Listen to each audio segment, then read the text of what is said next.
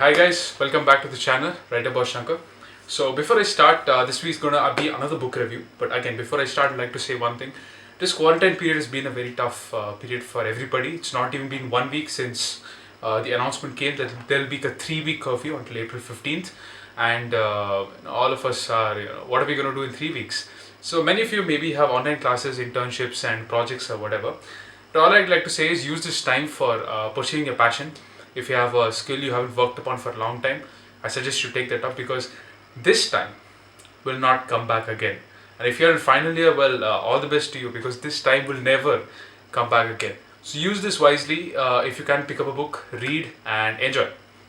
So let's get to the star of the day. So today I'm going to do a book review. The book I'll be reviewing is Speedpost by Shobha Day. So Shobha Day, if you don't know, Shobha Day is a very famous author in India. She has edited three celebrity magazines. One of them Stardust, Celebrity and Society. She's been part of the socialite culture in Mumbai for a very long time, and she mostly writes about the glamour part of Mumbai, the socialite culture, how they talk, how they behave, etc., etc., etc.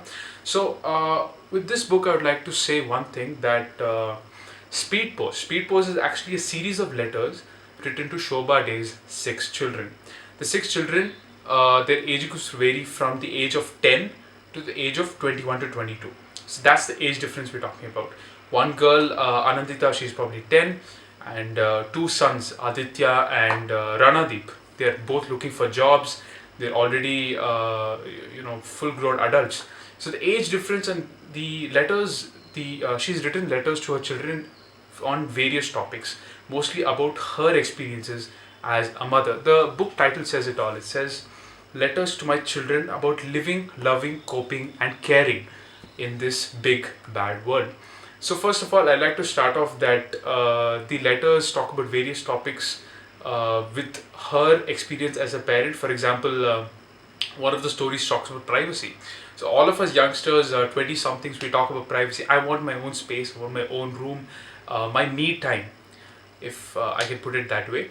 But while writing all this, she reminisces and goes into her own past. Where when she was a teenager, when she was 21, 22, how did her parents react to her asking about privacy? Obviously, when in probably the 60s and in those times when she was a teenager, things were very orthodox, things were very structured in a way. And she has a lot of arguments and she has a lot of differences with her children because the children are born in the 90s. Sorry, this book is published by Penguin in 1999. So this whole scenario or the whole incidents have been going on in the year 1999.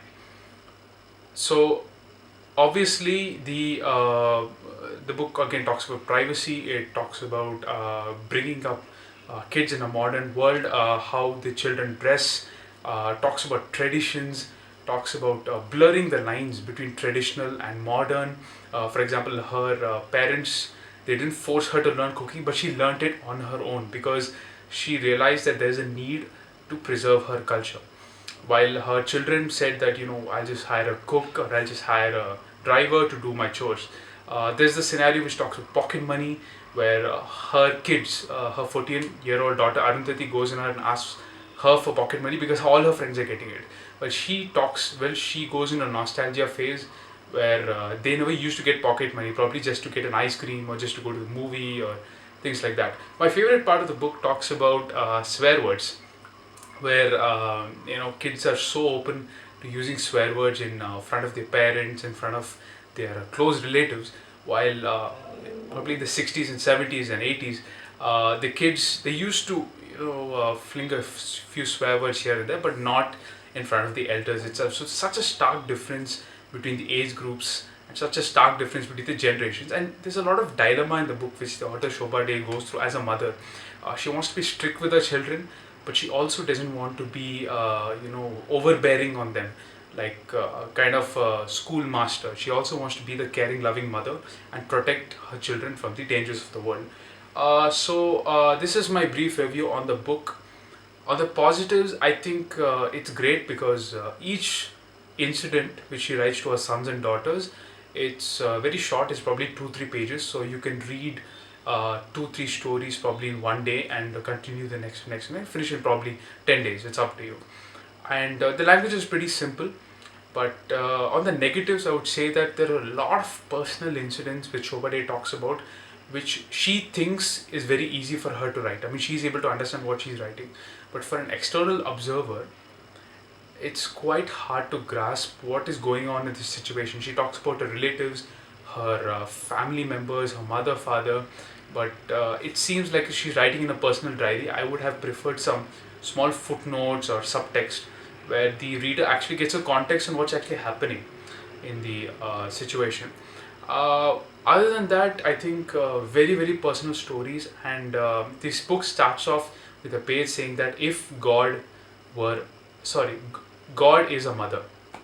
The author assumes that God is a mother because she feels that mothers are the most caring people in the world. They never want their children to get hurt, and they always want them to have the best, although they may be strict and headmaster type most of the time. So that's my review for the book. I think it's a good read. Probably I would say a 3 on 5 rating. I would have preferred some subnotes, some subtext, and yeah, it's good. So I think you can understand. Speedpost talks about letters to our children. It's a 242 odd page book. It's a fast read. It's a good read and gives you something to think about. Right. When I was reading the book, I felt there are a lot of things which I could understand. I could feel that the author's trying to convey to her children, although they may not understand at that age due to their temperament, due to that youth blood and all those things. So yeah, a great book. I would suggest you to read it. And until then, see you.